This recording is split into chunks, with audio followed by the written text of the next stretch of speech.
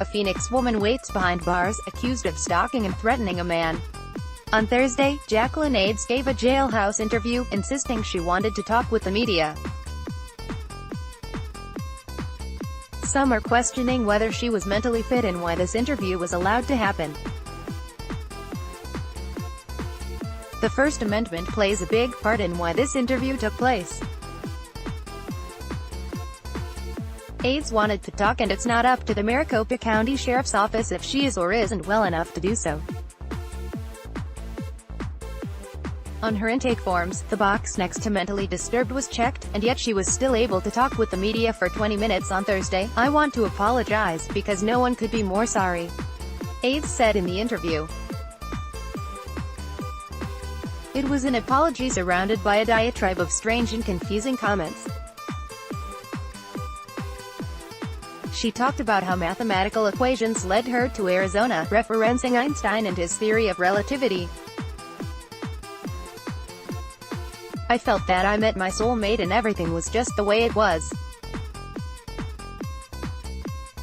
And I thought we would just do what everybody else did and we would just get married and everything would be fine," Ades said.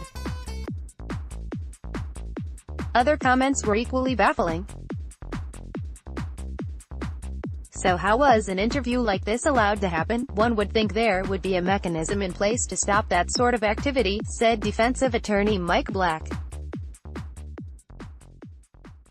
Ades was likely assigned a public defender 24 hours before this interview, and yet it still took place. "If a client wants to give an interview, it is completely up to the individual," said Black.